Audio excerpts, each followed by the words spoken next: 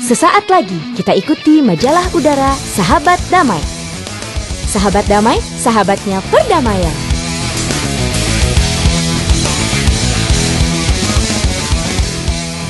Assalamualaikum warahmatullahi wabarakatuh. Kembali bersama kami Anissa Nurdini dan Sandy Badranaya. Selama 30 menit ke depan di acara Sahabat Damai, sahabatnya perdamaian. Udah tahu dong pastinya majalah udara paling menarik tempat kaula muda membicarakan tentang perdamaian. Dan yang menjadi bahasan kita kali ini menarik banget nih para sahabat damai, yakni tentang perempuan dan perdamaian. Apa aja sih yang mau kita bahas untuk episode kali ini, Sandy? Di Suara Santri hari ini, ada sahabat-sahabat yang mau menyuarakan pendapat mereka tentang boleh nggak sih perempuan jadi hakim? Seru kan? Juga akan hadir bersama kita dalam segmen ngobrol nanti adalah Ruby Khalifah, Direktur Asian Muslim Action Network atau AMAN, yang bakal ngebahas lebih dalam tentang peran perempuan di perdamaian. Tapi sebelumnya, kita denger dulu yuk curcol yang satu ini dari Syarofah yang bakal curcol tentang tanggung jawab yang dia emban. Yuk kita dengerin bareng santri dari pesantren Sabilul Hasanah ini. Sahabat Damai, sahabatnya perdamaian. Sahabat Damai, perkenalkan nih, nama saya Syarofah. Saya nyaris menyerah dengan amanah yang telah diberikan kepada saya untuk menjadi pembimbing Departemen Keamanan dan Ketertiban. Sebelumnya, saya hanya seorang santri biasa yang dikirimkan oleh kedua orang tua saya untuk menuntut ilmu di pesantren Sabilul Hasanah ini. Setelah saya duduk di bangku kelas 12, saya diberikan amanah nih oleh kiai saya, Kiai Haji Muhammad Mudaris SM, untuk menjadi pengurus organisasi santri putri. Dan itu tanpa saya duga-duga. Apa boleh buat, semua itu harus saya terima dengan hati yang ikhlas dan lapang dada demi amanah yang telah diembankan oleh kiai kami kepada saya. Sahabat Damai, akhirnya nih lama-kelamaan semua ini bisa saya jalani apapun resikonya. Banyak hal-hal yang dilakukan oleh anggota keamanan dan ketertiban dengan kekerasan, termasuk saya sendiri. Tapi semua yang saya lakukan itu bukan bermaksud untuk menyakiti mereka. Hanya ingin membuat mereka sadar akan apa yang dilakukan oleh mereka. Karena jika saya dan anggota saya tidak melakukan itu, maka mereka akan melecehkan atau meremehkan peraturan yang telah kami programkan. Dan itu semua kami lakukan untuk kebaikan kita semua, terutama nih demi menjaga keamanan, ketertiban, dan alma mater pondok pesantren kami. Saya melakukan semua ini dengan kesabaran yang penuh. Kadang terucap kata-kata kasar yang tidak sengaja dilontarkan kepada mereka karena tingkah mereka yang tidak bisa dikendalikan. Sahabat Damai, tetapi nih akhir-akhir ini saya mulai menyadari bahwa menghadapi santri yang melanggar itu tidak harus dengan kekerasan, karena kekerasan itu hanya menimbulkan ketakutan, bukan kesadaran. Kemudian saya berpikir bahwa masalah yang besar itu bisa diselesaikan dengan kepala dingin atau dengan kekeluargaan tanpa harus dengan kekerasan. Ini Nabi Muhammad SAW yang selalu diperlakukan kasar oleh orang kafir dengan semena-mena, tapi beliau tetap sabar dan menebarkan kedamaian. Itulah yang seharusnya kita teladani dari sifat Nabi kita. Sahabat Damai, sampai pada kelulusan nih, ternyata saya masih diamanahkan oleh kiai untuk menjadi pembimbing departemen ini. Semua itu saya jalani sampai saat ini, dan sampai saat ini pula saya selalu menyelesaikan masalah departemen ini dengan berdiskusi, bukan dengan kekerasan. Sahabat Damai, belajar dari tanggung jawab saya sebagai pengurus Departemen Keamanan, saya belajar menyelesaikan masalah dengan kepala dingin dan dialog, dan menjauhi penyelesaian masalah dengan kekerasan. Tanggung jawab itu nggak kenal gender ya? Iya betul, sebaliknya tanggung jawab itu tergantung masing-masing disiplin pribadi. Itu bukan karena gender atau jenis kelamin para sahabat damai kok. Kalau gitu, sebenarnya perempuan dan laki-laki sama kompetennya dong dalam hal pekerjaan. Dalam bekerja kan yang paling penting adalah tanggung jawab ya. Karena tanpa itu, gimana kita bisa kerja dengan baik? Lebih lagi, Perempuan dan laki-laki punya kemampuan dan tanggung jawab sama besar pada hal-hal penting dan besar, seperti misalnya pembawa perubahan atau pembawa perdamaian. Jadi, buat perempuan-perempuan di luar sana yang anggap, aku kan gak mampu ngerjain ini itu karena aku perempuan. Itu sama sekali gak bener loh. Kalian punya tanggung jawab yang sama besarnya dengan laki-laki. Sebaliknya nih, buat para cowok di sana yang anggap, aku ini yang harus ngambil tanggung jawab karena perempuan pasti nggak bisa ngerjain. Itu juga sama salahnya loh. Jadi nih, kesimpulannya sebenarnya gampang nih. Apa? Ya semua orang, cewek cowok, muda tua, dari kulit atau suku apapun, semua bertanggung jawab atas perdamaian. Damailah Malukuwe, damailah Maluku. Tifa damai sebuah bunyi, kumpulkan orang anak cucu-cucu.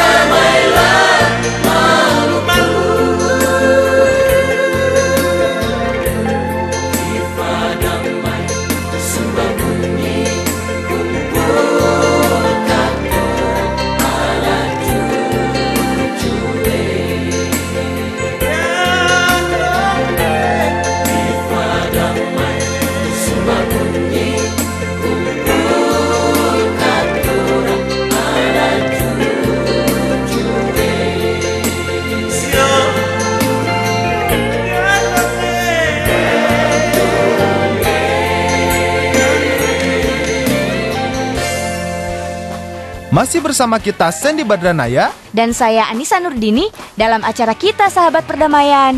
Baru saja kita mendengarkan lagu Maluku Tifa Damai. Ya, lagu itu adalah lagu berbahasa Ambon dengan vokal yang dinyanyikan oleh Waku Voice. Lagu ini dibuat sama gerakan masyarakat di Ambon loh. Oh iya, ini salah satu upaya pendamaian atas konflik-konflik yang sempat terjadi di Ambon beberapa tahun silam itu ya? Iya, ternyata di sana masyarakat berbondong-bondong berupaya untuk menyelesaikan konflik yang terjadi di bumi Maluku saat itu. Wah, menurut aku itu salah satu contoh pas tentang bagaimana tanggung jawab itu mesti diemban rame-rame ya. Nggak hanya oleh segelintir orang, tapi benar-benar oleh semua orang tanpa melihat agama atau jenis kelamin. Betul banget. Dan perdamaian sebenarnya bukan hal yang mustahil kok. Kekerasan bisa banget dihilangin. Itu pendapat kita. Pasti para sahabat damai dimanapun sahabat berada punya pendapat sendiri-sendiri. Sekarang ini kita dengerin bareng yuk pendapat para santri dalam segmen kita Suara Santri. Setuju nggak sih kalau perempuan jadi hakim? Setuju-setuju saja, karena perempuan itu punya hak yang sama seperti laki-laki. Ya menurut saya setuju-setuju saja. Polisi aja ada yang perempuan, bahkan pilot pun ada yang perempuan. Masa jadi hakim pun nggak bisa? Setuju-setuju aja. Kenapa enggak? Kan selagi wanita bisa, boleh-boleh aja tuh. Setuju-setuju saja Mbak. Ya alasannya? Ya karena tidak hanya laki-laki yang bisa jadi hakim, perempuan pun bisa. Karena laki-laki dengan perempuan itu saling membutuhkan. Setuju-setuju aja. Ya alasannya? Kan ada juga syair yang bersenandung. Ya syairnya apa tuh Is? Ibu kaulah wanita yang mulia, derajatmu tingkat dibanding ayah. Iya terima kasih atas waktunya ya. Menurut aku nih ya, nggak ada pekerjaan yang nggak bisa dilakukan oleh cewek. Sama halnya juga dengan nggak ada pekerjaan yang nggak bisa dilakukan oleh cowok. Maksud kamu apaan? Ya kayak zaman dulu, katanya masak itu kerjaan cewek. Tapi coba lihat, ternyata banyak banget koki internasional yang laki-laki. Dan makanannya nggak kalah enak, sama aja dengan cewek. Nyatanya Presiden RI juga pernah dipegang sama Bu Megawati. Dan peran beliau nggak kalah hebatnya saat dipegang oleh pria. Dalam hal perdamaian juga gitu ya. Banyak banget pemimpin perempuan yang tanggung jawab dan perannya sangat penting, baik di skala lokal, negara maupun internasional. Iya, contohnya Aung San Suu Kyi. Para sahabat damai sudah pernah mendengar tentang beliau nggak? Beliau adalah perempuan pembela hak asasi manusia di Myanmar dan mencoba membawa demokrasi ke negara itu. Beliau itu tetap berketetapan hati, mesti dipenjara rumahkan bertahun-tahun lamanya loh. Dan masih banyak lagi contoh-contoh kayak gitu di sekitar kita. Aku masih punya satu contoh lagi nih di kehidupan sehari-hariku. Tapi sebelumnya, kita dengerin dulu yuk feature berikut ini tentang sekolah perempuan bernama Aktif Kreatif di Bogor.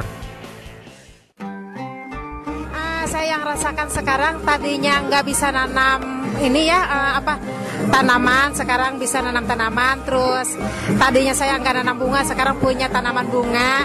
Dan saya selalu aktif di Posdaya juga gitu ya, untuk bersama-sama kerja bakti gotong royong. Ini dari SP juga sama. Jadi kita banyak mengenal orang-orang baru, terus kita bisa berkoordinasi dengan lembaga-lembaga yang lain gitu ya. Tadinya kita kalau bertemu dengan lembaga atau bertemu dengan orang yang lebih tinggi dari kita, tadinya kita grogi, maksudnya kita malu karena kita tidak punya pendidikan apa-apa, tapi setelah mengikuti sekolah perempuan kita merasakan ada persamaan. Tadinya kita ibu rumah tangga yang biasa, akhirnya sedikit-sedikit kita menjadi luar biasa. Kan tadinya ibu-ibu rumah tangga itu taunya hanya urusan dapur, mengurus anak, ya kegiatan ibu rumah tangga lah. Tapi setelah mengikuti sekolah perempuan itu banyak hal yang kita ketahui tentang gizi anak, tentang lingkungan, tentang kesehatan, terus juga tentang gender, apa artinya itu gender kayak gitu. Emang kita sebetulnya di dalam rumah tangga kita sudah melakukan kegiatan gender itu, tapi tidak tahu apa, maksudnya apa sih itu gender itu kayak gitu. Akhirnya setelah sekolah perempuan kita mengetahui. Dua perempuan tadi adalah Juju dan Fitri. Keduanya merupakan anggota sekolah perempuan aktif kreatif yang ada di RW 3 Kelurahan Loji, Bogor, Jawa Barat. Manfaat dari sekolah perempuan juga dirasakan Yatman yang istrinya bergabung di sana sejak 2 tahun lalu. Ya, terutama dia itu ada suatu perubahan ya. Dia itu nggak minder lah di dalam masalah berteman atau berkata, dia ada suatu keterbukaan dan juga mendapat pengalaman-pengalaman baru yang asalnya tidak dapat diperoleh. Ya, kalau sekarang tuh dapat pengalaman-pengalaman baru. Dia juga bisa bergaul keluar dari masyarakat. Karena di sini berkata kuper lah, kurang pergaulan. Ya dengan adanya SP, ya bisa juga berangkat sendiri atau dengan teman-temannya bergaul di luar. Pertengahan April lalu sekolah perempuan aktif kreatif berdiri. Pejabat setempat pun merestui hadirnya sekolah yang menaungi 5 RT di RW 3 Kelurahan Loji, Bogor, Jawa Barat. Ini karena kegiatan sekolah perempuan selaras dengan program daerah tersebut. Seperti yang diungkapkan Lurah Loji Oom Komariah dan Ketua Posdaya Pancagalih di RW 3 Yani Masjud. Sekolah perempuan ini sebetulnya sangat bagus ya untuk bagaimana memerankan mereka, bagaimana mengajak mereka berpartisipasi untuk lebih bermanfaat lagi, untuk baik untuk dirinya, untuk keluarganya dan lingkungannya. Apa yang bisa berbuat selama itu bermanfaat ya saya sangat welcome gitu ya. Dan alhamdulillah ini sudah bersinergi baik dengan PKK, dengan Posdaya yang ada di kelurahan kita, karena sebetulnya di antara Posdaya sekolah perempuan itu programnya kita ada kesamaan program. Ya, selama ini sekolah perempuan itu sendiri memang kan punya konsen di program lingkungan. Selama program itu cocok dengan wilayah kita, kita akan tetap bekerja sama seperti itu. Jadi kita merangkul setiap organisasi yang memang bisa bekerja sama dengan kita, dengan Posdaya tentunya, dan itu emang bermanfaat untuk masyarakat sekitarnya. Ya, karena mereka sendiri juga datang dari masyarakat di wilayah sini. Tentu aja apapun yang bergerak di sini itu kita akan bersama-sama untuk baik buruknya itu akan kita bersama-sama kita atasi. Sekolah perempuan aktif kreatif Loji bertujuan untuk memberdayakan dan perdamaian. Tujuan ini dirasa pas dengan kebutuhan para perempuan di wilayah itu.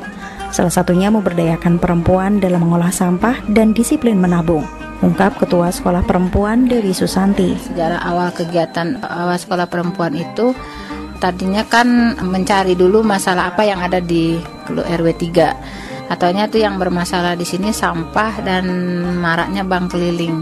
Jadi karena itu ibu-ibu ingin memberantas, karena itu dekatnya ke ibu-ibu, sampah bermasalah dekatnya ke ibu-ibu, bank keliling bermasalah di sini dekatnya ke ibu-ibu karena ibu-ibu yang banyak meminjam bank keliling itu. Untuk mengatasi tempat pembuangan sampah biar enggak bermasalah, kami membuat kompos yang terbuat dari sampah organik rumah tangga, seperti dari ini sayur-sayuran kayak. Kalau untuk memberantas bank keliling, kami ibu-ibu sekolah perempuan mengadakan tabungan keliling.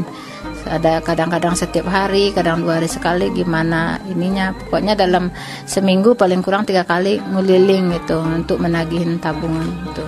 Ya alhamdulillah kalau untuk tabungan ibu-ibu yang tadinya kesulitan, umpamanya kurang buat bayar sekolah, kurang buat bayar listrik. Jadi karena dia udah ikut menabung, kalau kekurangan ada buat bayar sekolah, dia langsung ambil tabungan.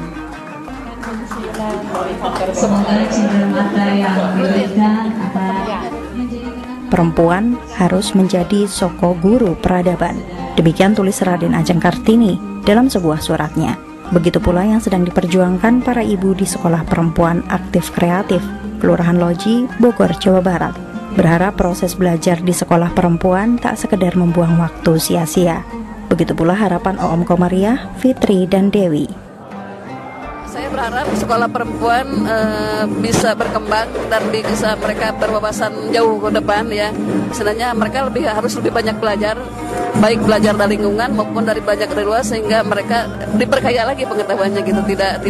Tidak hanya sekup yang ada di wilayah Loji saja, sehingga betul-betul manfaatnya dapat dirasakan, keberadaannya dilihat, didengar oleh masyarakat itu.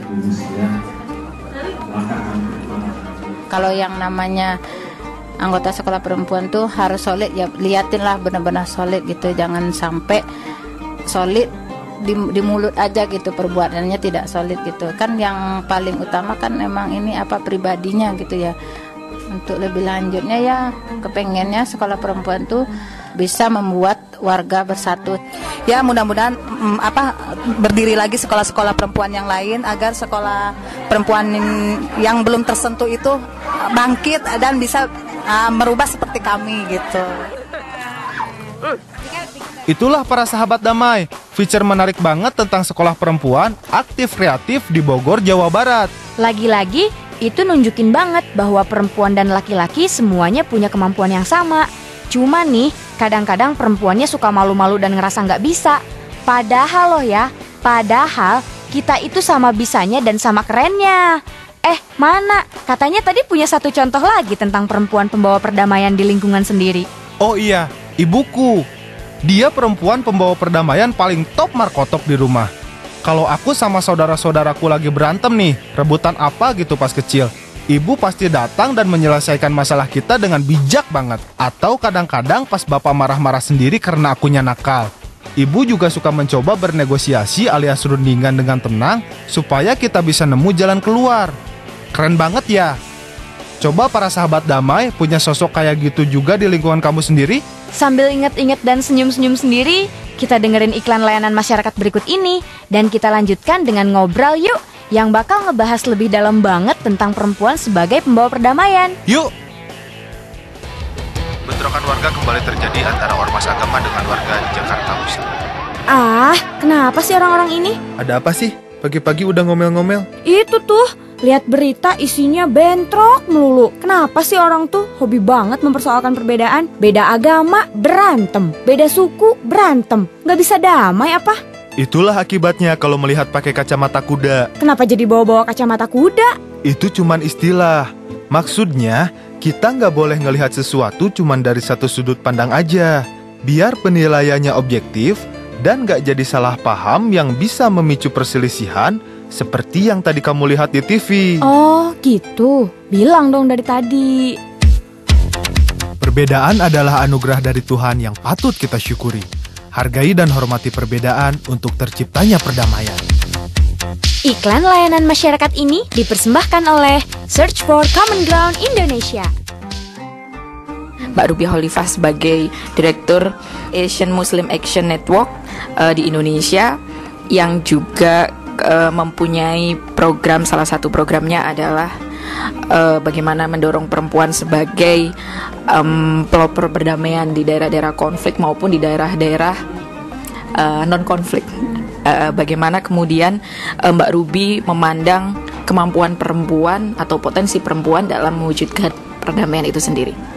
Oke, pertama kayaknya aku perlu klarifikasi tentang daerah konflik ya. Sering orang memahami daerah konflik itu adalah daerah yang pernah mengalami konflik kekerasan militer. Nah, pada beberapa kali pertemuan dengan kawan-kawan di jaringan perdamaian, kemudian kita melihat konteks Indonesia itu memang hampir semuanya rawan konflik. Baik itu konflik yang melibatkan militer maupun konflik yang sebenarnya 3 tahun ini cenderung untuk penggalangan massa dan menggunakan kekerasan, bahkan banyak yang terjadi kematian dan pengerusakan bangunan dan mengakibatkan banyak orang terusir dari kampungnya. Nah, mungkin itu yang menarik untuk kita sebagai orang Indonesia perlu prihatin ya, dan melakukan sesuatu untuk agar persoalan-persoalan konflik kekerasan yang dilakukan terutama oleh massa ini tidak merebak luas. Nah, peran perempuan sebenarnya di mana yang cukup strategis untuk melakukan upaya-upaya pembangunan perdamaian. Sejak awal saya masuk dalam isu pembangunan perdamaian, melihat bahwa pendekatan dan juga intervensi di pembangunan perdamaian itu banyak sekali memang menggunakan pendekatan ini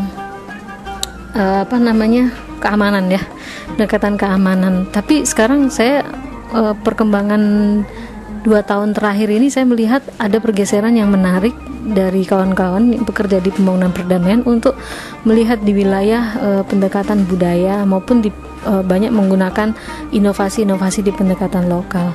Dalam konteks perempuan, sebenarnya yang paling menarik di sisi ini, di isu ini adalah bagaimana kita memaksimalkan perempuan sebagai agen perdamaian, karena sebagai manusia sama seperti laki-laki, mereka sebenarnya punya potensi yang luar biasa dalam dirinya secara cultural maupun secara sosial. Kalau di konteks Indonesia sangat kelihatan bagaimana perempuan Indonesia itu sebenarnya sangat menguasai network sosial di masyarakat.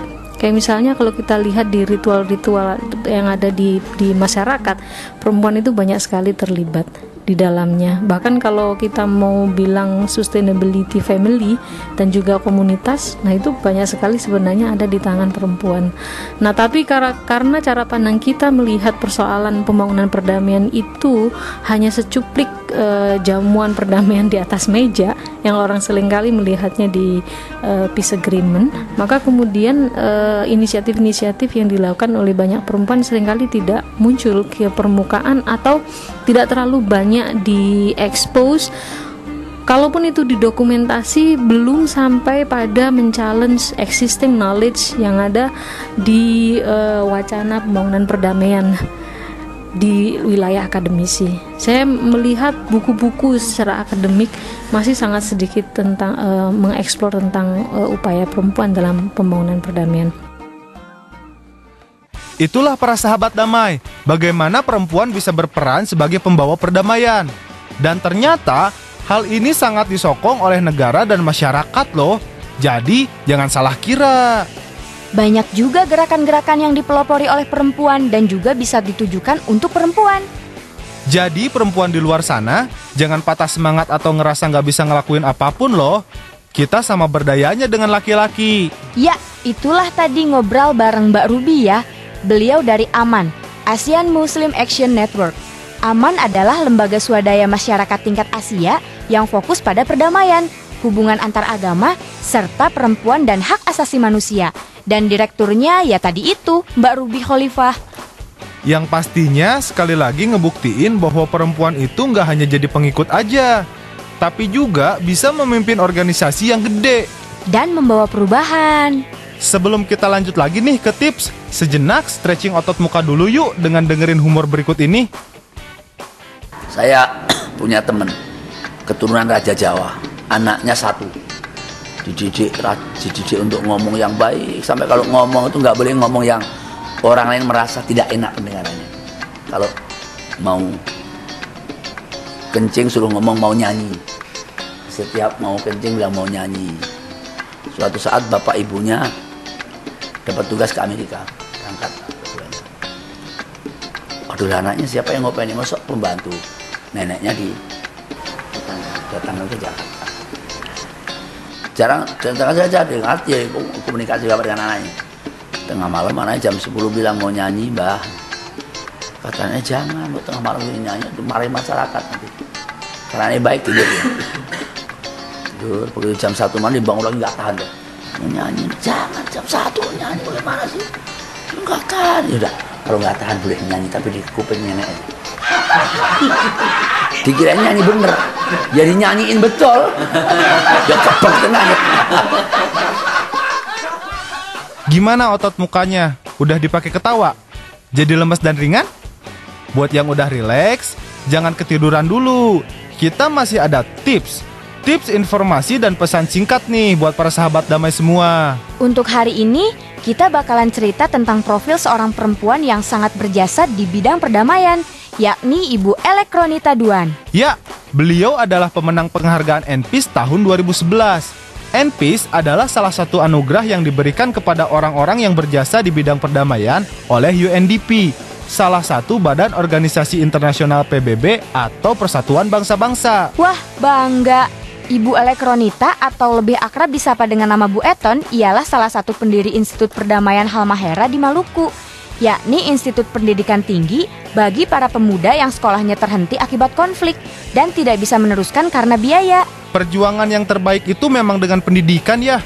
Beliau ini meyakini bahwa agar daerah yang sempat terlanda konflik itu bisa kembali normal, masyarakat harus diberikan keterampilan dan pendidikan.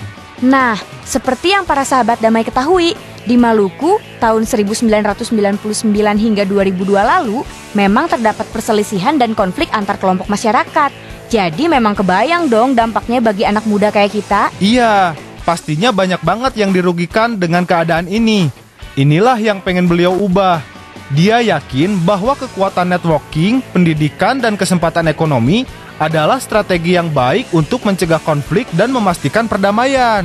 Salah satu kutipan beliau nih yang aku suka banget tuh ini. Perdamaian itu tidak akan terjadi hanya dengan teriak damai, damai. Perdamaian tidak akan terjadi kalau perut kita kosong dan dalam keadaan kekurangan. Keren banget ya. Beliau ini juga mengembangkan kegiatan produktif untuk bangun lagi masyarakatnya.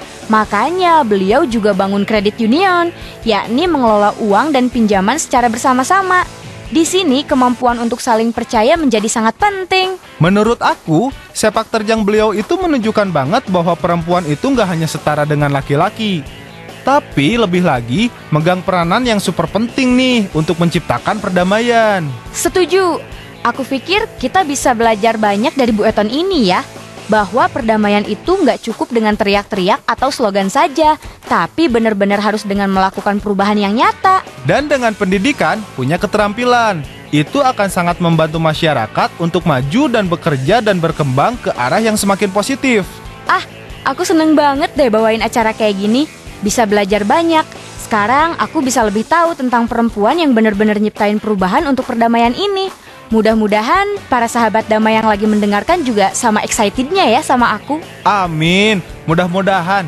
Sekarang ini yuk kita dengerin bareng hikmah sebelum kita berdua harus undur diri. Aisyah binti Abu Bakar Siddiq. Sahabat damai, salah satu kepribadian yang dimiliki oleh Aisyah, istri baginda Nabi Muhammad SAW, adalah seorang yang cerdas dan berani.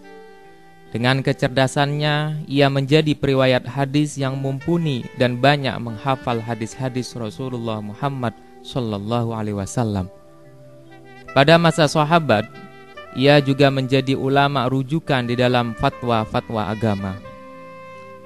Tidak ada seorang pun yang melampaui Aisyah radhiyallahu anha dalam hal pengetahuan agama dan syair-syair Arab, kata Urwah bin Zubair bin Awam. Aisyah pun terkenal sebagai seorang yang sangat pemberani. Ia sudah dibiasakan oleh Rasulullah untuk menyuarakan kehendak hatinya, termasuk di hadapan baginda Rasulullah SAW. Ia dalam beberapa hal seringkali memprotes Rasulullah apa yang tidak sesuai dengan pandangannya. Karena banyak permintaan dan protes ini, baginda Rasul pernah bersumpah meninggalkannya untuk tidak sekamar bersama Aisyah selama 2 bulan. Ketika Nabi kembali suatu hari sebelum genap 2 bulan, Aisyah berkata, "Katanya 2 bulan, kok sudah pulang?" Rasul pun menjawab, "Bulan orang Arab itu ada yang berjumlah 29 hari, ada yang berjumlah 30 hari. Ini bulan yang 29 hari." Aisyah pun menjawab, "Oh." Sahabat damai, sekalipun ada protes dari Aisyah, baginda Nabi Muhammad SAW tidak pernah marah, apalagi berlaku kasar dan bertindak keras. Dalam banyak hal, baginda selalu mencoba melakukan penyelesaian dengan dialog dan cara-cara damai. Seorang penulis biografi Nabi Muhammad SAW yang bernama Karen Armstrong menyatakan bahwa keberanian Aisyah radhiyallahu anha ini merupakan keberhasilan pendidikan Nabi SAW terhadap kaum perempuan. Pada saat itu, perempuan tidak memiliki kesempatan untuk berbicara menyuarakan keinginannya, apalagi memprotes kebijakan suami di dalam rumah tangga. Keberanian Aisyah inilah sebagai bukti bahwa Nabi Muhammad SAW telah berhasil memberi contoh bagaimana menempatkan perempuan sebagai pribadi yang mandiri di dalam kehidupan rumah tangga. Amin. Demikianlah hikmah pada hari ini. yang menutup perjumpaan kita di majalah udara Sahabat Damai. Jangan lupa dengerin kita terus di radio kesayangan kamu bersama saya Anissa Nurdini dan rekan saya di sini, Sandy Badranaya. Mudah-mudahan kita bisa nangkap hikmah acara ini ya, bukan hanya dari segmen hikmahnya, tapi dari semua rangkaian yang ada. Majalah udara ini mengudara berkat kerjasama antara Search for Common Ground Indonesia, Wahid Institute, dan P3M Jakarta. Ikutin kita terus dengan topik-topik apik seputar perdamaian yang pas banget buat kaula muda. Tetap cool dan tetap damai. Kita mesti undur diri dulu sekarang. Wassalamualaikum warahmatullahi wabarakatuh.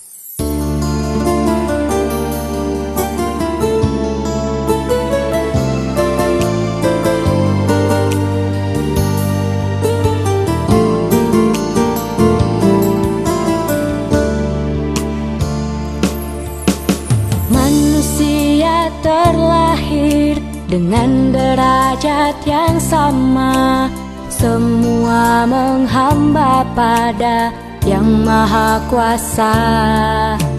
Walau berbeda bangsa, agama dan budaya, tetapi kita sama di hadapannya.